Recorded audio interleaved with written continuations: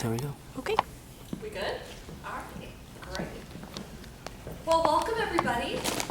Thank you for joining us today and in this beautiful Ascendant Fitness complex. Oh my gosh, I haven't done one here in a while. It's so great, love it.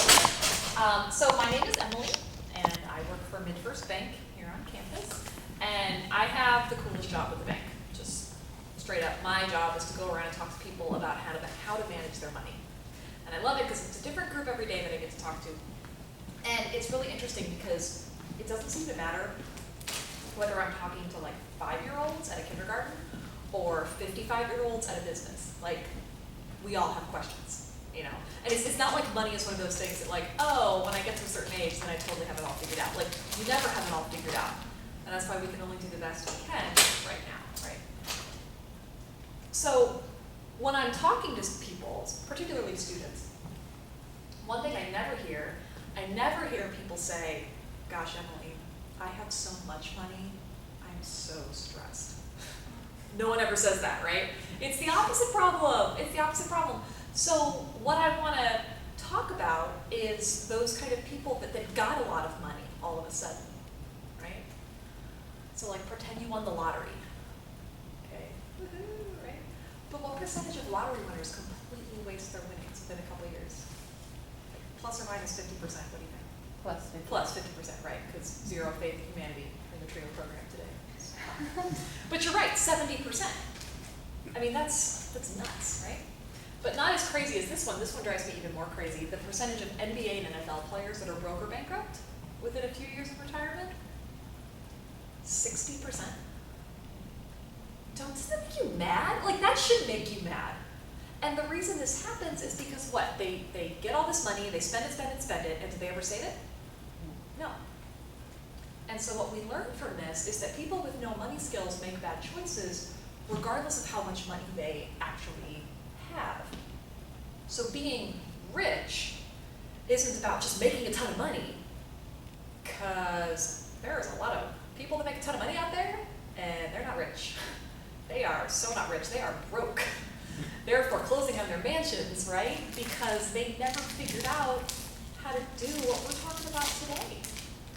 So the next time you catch yourself saying, oh my gosh, I wish I had more money, you have to add an and to that statement. I wish I had more money, and when I get more money, I want to be able to maximize it.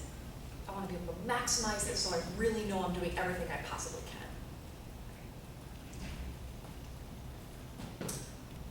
Has anyone ever heard this phrase before? People love to tell it to college students. They're like, oh, you have to just like live like a student. Just live like a student, right? Oh, my mom used to tell me this when I was like a sophomore, right? This has some connotations to it, right? Like eating ramen noodles, right? Or getting a couch that you found for free, like on the side of the road, right? Like, I mean, you know, college students, right?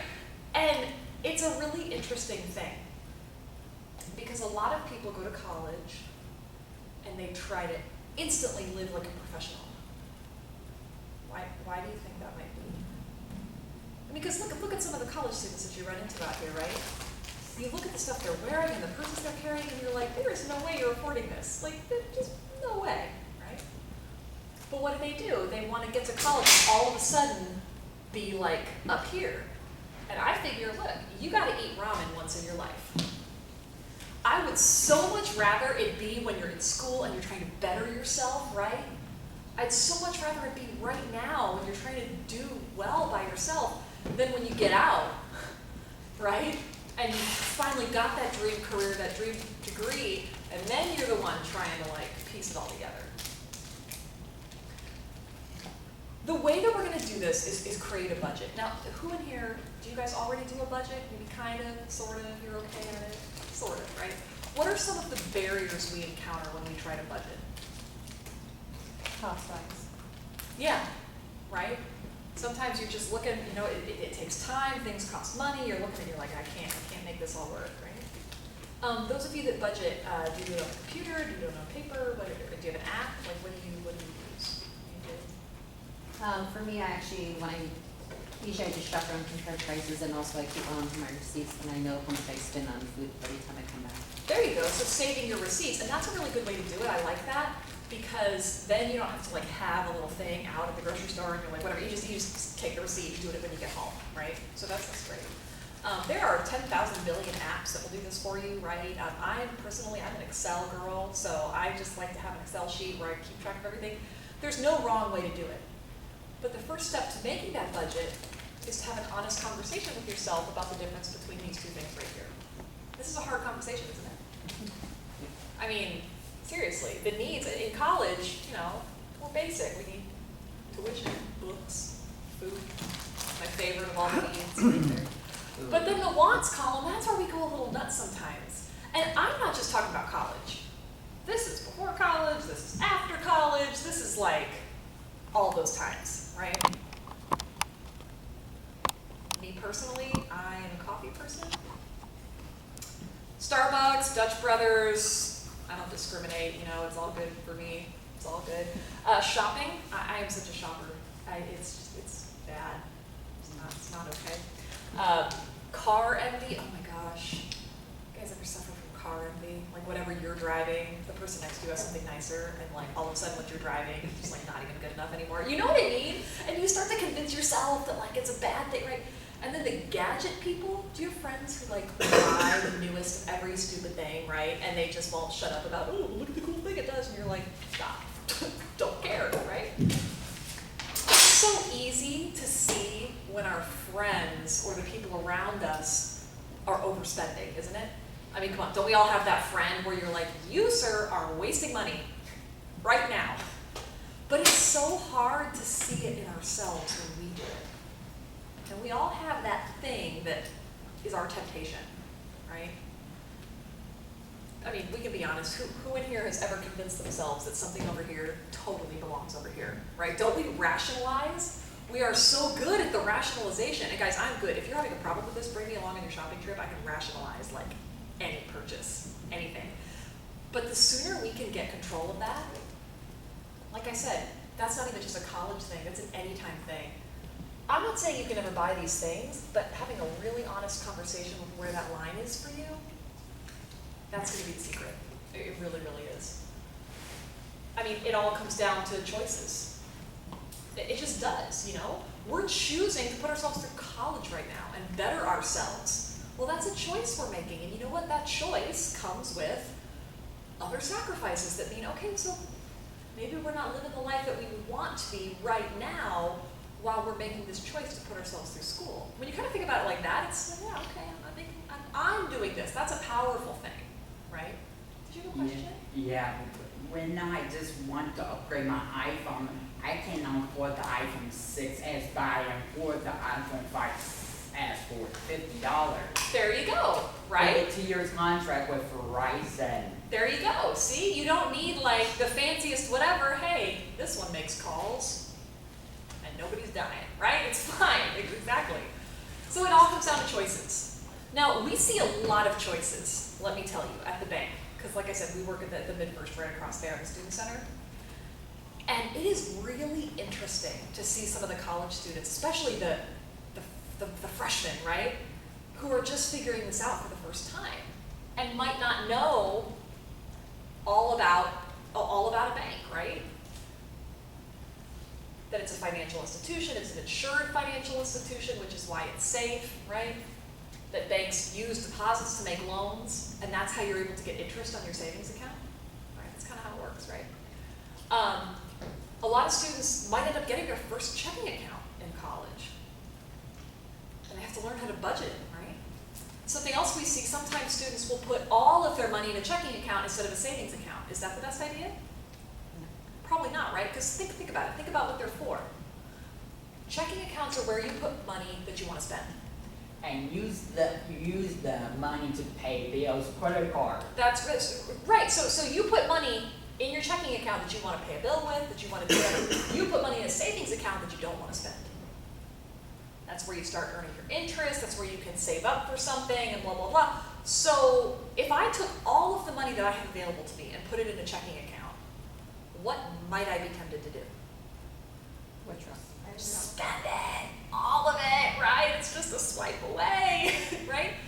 But you can see, if you only keep a limited amount in here, only what you need to pay bills, then you kind of transfer transfer money into your checking account when you need it, well, that's like, oh, okay, so if you don't have the money handy, you might not spend it, whereas otherwise you would be tempted, right?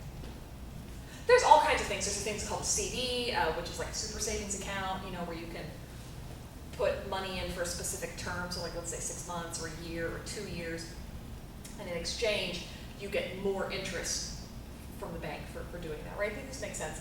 How you manage these accounts says a lot about your forethought of your money, right?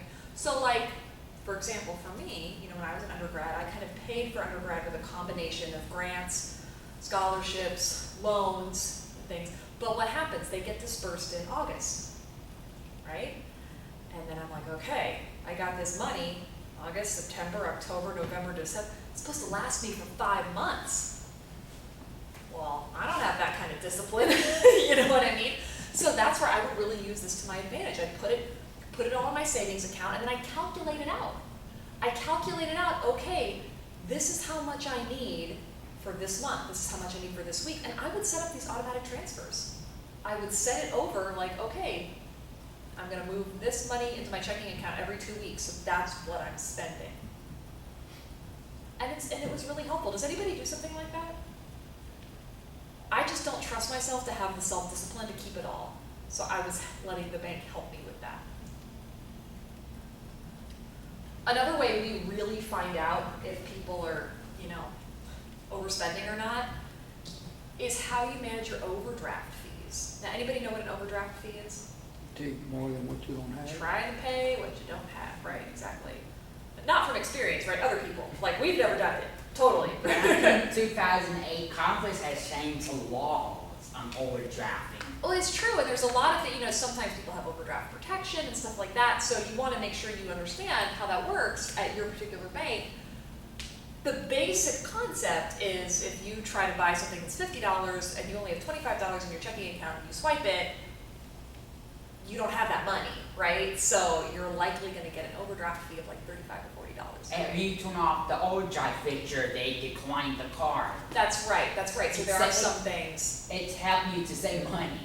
That you can have the card declined, absolutely. So here's the way to do this, guys, and we can all be good with this. We have to be smarter than that machine. That's what budgeting is all about. It's being smarter than this machine, because this machine is dumb. It does not have a college education like we're all getting, right? This machine, if you go up to it and you say balance inquiry, it doesn't know you wrote a check last week and the person hasn't cashed it yet. It doesn't know that. It doesn't know that you might have swiped your, card for a meal this morning, but like the person hasn't taken out those funds yet. It doesn't know that. You've got to keep track of that. And the way we do it is by budgeting. And the way to budget is track your expenses. So we already talked about saving the receipts. I love that. This is an example of how to track your expenses. Okay. So let's say you have $100 in your checking account. Oh, look at that, I bought lunch today. Oh, here's my receipt for it, right? So $10, okay, so I have 90 in there. Oh, I got a paycheck. I'm not gonna spend it though until I see that it's cleared in my account. Anybody have that problem before? Where you're like, oh, payday, I'm gonna go spend, and then you don't think to like make sure that it's cleared in your account, right? So many people have online banking, or like mobile banking, but then they never check it. I'm like, you can't just have it, like you have to use it. That's how it works. So this is a great way to make sure you know how much is in your account. But you know what else is cool? You see your spending habits, don't you? What category of things do you think people overspend on most without thinking about it? Miscellaneous. It's that like extra, isn't it? For me, the extra is food. That's my problem. Everyone has their little extra. For some people, it's like shoes, right? For some people, it's soda. Mine is just kind of food in general, because what do? I'll see like a value menu, right? And like for me, anything under $5 is like, it's free, it's like $1, that's like no money. That's great, I'll just go get a taco, $1, wonderful. And I don't think about that in my budget. And it's damaging, right? We call them spending leaks. Have you ever heard it called that before? So a spending leak is something that you're not intentionally doing, but it's showing up in your budget. The way to find your spending leaks is to track those expenses. The reason we're tracking our expenses is so that we could eventually create something like this. So what I've done here is I've put together a budgeting template. I'm just gonna pass one out to you guys so we can kind of look at it together. If you do something like this already, that's awesome. If you don't, it's not too late. Here, we can just get these out. There we go. I know you guys have seen these 10,000 times, but you can follow along with us. All right, so let's take a look at this budget right here. Notice there's two columns. Money coming in versus money coming out. Now, ideally, we want those to be equal, don't we? Money coming in versus money coming out. If we have more money going out than we have coming in, we're going into debt, aren't we? Okay. Now, in college, that might be a reality because we're spending so much and we're not making a lot, right? That might be a reality, but it's important that we see it all on paper. Why do you think some people are really afraid to kind of figure this out? Because it's more of a truth. It's truth, right? It's facing truth. Nobody wants to look at themselves in the mirror and say, I am going into debt $700 every month.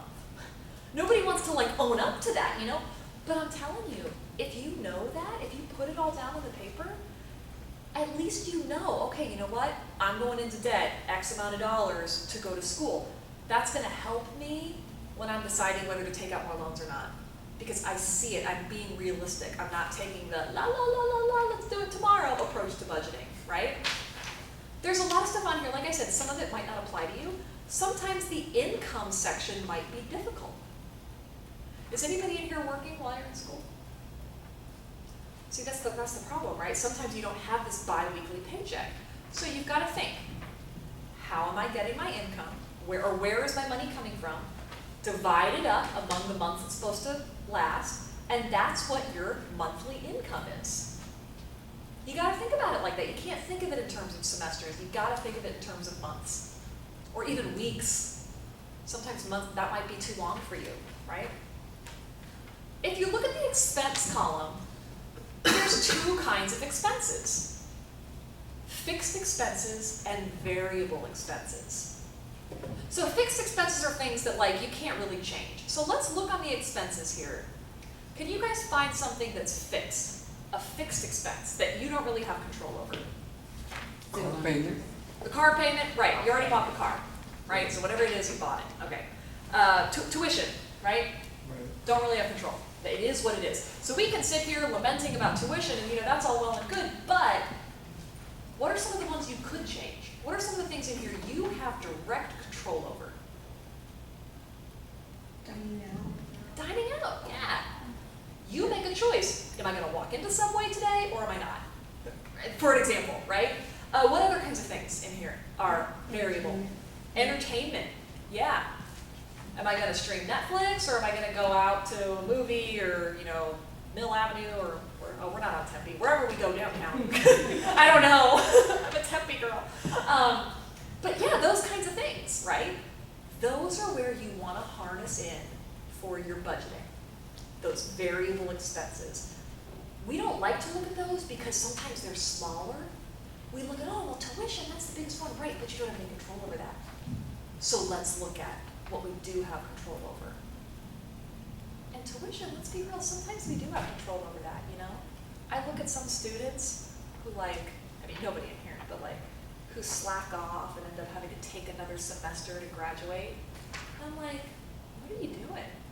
That's thousands of dollars, because you didn't want to study? I'm sorry, come on, get it together, right?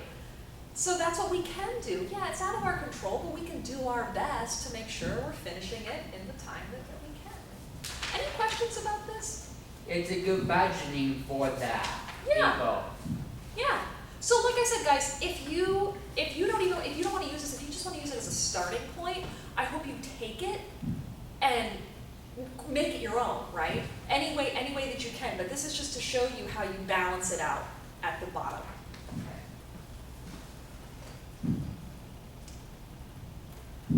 So that's how people misuse a debit card. We talked about overdrafting. Now let's talk about loans and credit. Because this is where a lot of people in college get, kind of bogged down, right, is with credit. Because here's what happens, they'll fill this out, and they'll realize, oh my gosh, I want to do more things than this budget is allowing. So then we turn to these, right? I know. Here's a classic example. Classic example. Let's say that, you forgot to include spring break vacation in here, right? And people are like, oh, come on, let's go, it's gonna be so much fun. Is this a high interest rate for a credit card? Yes. Yes. Now here's the problem though. You might not know that. If you've never used credit cards very much, you've never really taken out loans, you might be like, well, okay, sounds good to me, right? You might not know. So then you go on your vacation, right? It's wonderful. Remember, if you write Visa the check for $1,500 at the end of the month, and you pay it on time, do you have to pay that? No, that's the responsible way to use credit cards. Are we always super responsible? No. Not us, it's others though. It's other people. So we go on the trip, and Visa's gonna say, oh, hey, you know what, don't even worry about it. You can just pay me a little monthly payment, pay me like $30 a month or something like that. Now on the surface, does that seem cheap? On the surface, right? You're like, hold on. I get to go on a $1,500 vacation. All I have to pay is $30 a month. Are you kidding me? That sounds great. Yeah, sign me up, right? How many years are you going to be paying that $30 a month? Depends which one you get. 10 years. Years. And guys, if that doesn't scare you, you'll have paid over $2,000 in interest. Wow. In interest, that's not money you spent to go on the trip. That's money you spent to have the money to go on the trip, right? Yeah.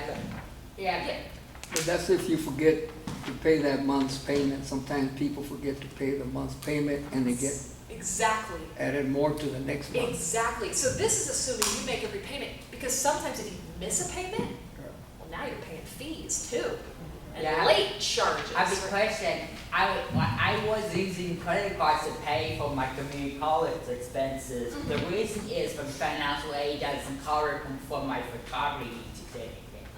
So I have to use the credit card. Well, and that's the thing. Some people do turn to credit cards to do stuff like that. I just really caution you to make sure you're looking at this interest rate. So many times I ask people, oh, well, what interest rate are you paying on that loan? And they're like, I don't know. Well, you have to know. Having knowledge lets you make informed decisions, right? And that's what it's all about, making informed decisions and knowing what you're getting into. Yeah. And so I have student loans, but I have to follow the agreement. So I have to take the credit card and pay them Right, to meet the requirements of the federal government. right. Now, when you get this minimum payment, that's a minimum. Can you pay more than a minimum? Yeah. Yes. So many people don't realize that, especially if they've never really used credit cards a lot before. They get that minimum payment in the mail, and they're like, oh, well, I guess this is what I have to pay. You can pay more. You can always pay more. So let's say you find $70 extra in your budget. You got $100 instead. 1.5 years. That's not bad, right? That's not bad at all. You'll have paid about $255 in interest, bringing the total cost of your trip to like 17 something. Why do people do this instead of that? Why do you think? You want to keep more money. Right, they think they're like, I'm sorry, Emily, maybe you didn't hear me, I'm on a budget. Right, and they're like, 30 is less than 100, so I'm gonna do that and save money. Are they saving money? No. No, they're not, right? But people don't always realize this is happening, and that's what makes it so difficult. That's what makes it so difficult. Now guys, this interest rate really affects what's happening here, okay? Another thing to really keep in mind is this even necessary? Here's what I'm figuring, okay? If I'm gonna spend $100 a month after I go on my trip, well, why in the world would I not just spend $100 a month before I go on my trip? It's the same $100, it's not like it's costing you more, it's the same $100 in your budget. But what do you need to do? You need to add a line here, don't you? Vacation fund. Something that's important to you. okay? And you save up $100 a month, you for like a year, or maybe a little more than a year, and then you save up this money, you can go on your trip, and this number is 0. Why don't people do that? They want more money to spend. Right. They don't wanna, They're like, oh, no. I want it right now, though. I want to spend now, and I want to go on my vacation tomorrow. So, like, let's make that happen. You know what I mean? Guys, I'm not saying you can never go on your fancy trips or do whatever you want to do. You just have to plan ahead, plan for it, right? You just have to plan for it. I'm not going to stand up here and pretend that's easy, because it's not. But that's the way. It takes a lot of discipline and a lot of planning, and that's the way we do it, yeah. some people get a second credit card to try to pay off the first one. Yeah. Oh, yeah. They'll get a second, well, I can't pay my first credit card. Well, so I'll get a second credit card. Well, then I'll do a balance transfer onto this card, and then this, and then oh my gosh, I can save 10% by opening this one over here. I mean, it's a cycle that just never stops. The cycle, yeah. And that's what it is, and that's why it's so important to just get ahead of it. Even if putting this budget together scares the heck out of you, because you don't think you're gonna like what you see, just by having it all down there, it just helps getting it organized. A lot of people fall into these traps because their financial lives are not organized. And filling out something like this will help you just, even if it's not good, even if you're like, Emily, I am so in debt, look at this paper, just look at it, horrible, right? You're better off having done it than the people who are still just in this kind of denial phase, and then those are the people you're talking about who end up with, okay, well, I'll get this credit to pay off this credit, and blah, blah, blah, blah, blah. Right?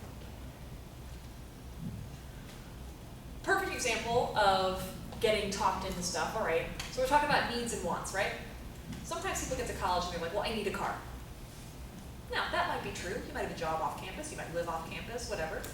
But sometimes people convince themselves that they need something that they might not. And they look at their budget, and they say, well, I can totally afford a car because I have $550 from my whatever that I'm not using, and then I can afford it. And they go car shopping. Do all three of these payments fit in that budget? Nope. No. Yeah, I mean, on the surface they do, right? But we gotta think about it. What else are we considering when we buy a car? Car insurance. Car insurance, what else? The finance. The financing, right, yeah, so maybe your interest rate, right? Maintenance, okay? Gas. Registration, gas, right? Okay. Look at how quickly that $550 gets eaten up. Boom, you're paying insurance. And if that seems high to you, well, you know, college students are young, high-risk drivers, right? So get older. And also under Arizona state law, any individual that's under 25 is considered high risk, so that's why the insurance is high. Oh yeah, yeah, it's just, you know, that's what it is, so you gotta budget for it, right? Gas. People don't think they're gonna drive their cars, although I will tell you, I was giving this workshop last week to a group of students, and they were like, oh, but I'm not gonna pay gas because my dream car is a Tesla. And I just wanted to be like, great. When you're driving that $80,000 car, you can think about how much money you're saving at the pump. Good for you. Like, just, oh my gosh. That's not a tax law. Yeah, right. So, maintenance. Okay, this one drives me crazy. When people are like, oh my gosh, my car broke down unexpectedly. Okay, well, you might not have known when it was gonna happen, but like, you have a car and cars break down. So, it wasn't a matter of like, if it was gonna happen, it was when. It's like a really fun guessing game, you know? What's gonna go wrong this year, right? So, you gotta save up. You gotta expect the unexpected. That's what budgeting's all about, right? Trying to predict the unexpected so that you can be prepared. $20 a month, $30 a month, whatever it is, setting it aside, right? Registration, I mean, hello, look at this. If you're doing this math, you only have $10 left in that budget, even if you chose the cheapest of those three options. Are there people that buy cars before they like figure all this out? Yes. Yeah. Oh, every day. And then what happens? They go into debt trying to drive them, right? But by golly, they feel good driving that car, right? With a little BMW thing on the back. You know what I mean? And we just have to get past it. We just have to get past that. And I'm not saying it's just cars, guys. I mean, it's anything. It's college. People look at college and they say, well, I can afford the tuition, but then they forget about all the other stuff. People rent apartments and they look at the rent and they say, oh, well, I can afford that rent, but then they forget, oh, and parking and utilities and furniture. I will never forget, I had this friend my senior year of college, and she's like, I'm a senior, I'm gonna live somewhere fancy. I'm like, okay. Because we're all living in these awful apartments, right? And she gets this like condo downtown, and it was gorgeous, right? There was not a speck of furniture in her whole apartment, because she was spending every penny she had on like having this thing, and like we went over and sat on the floor because there was no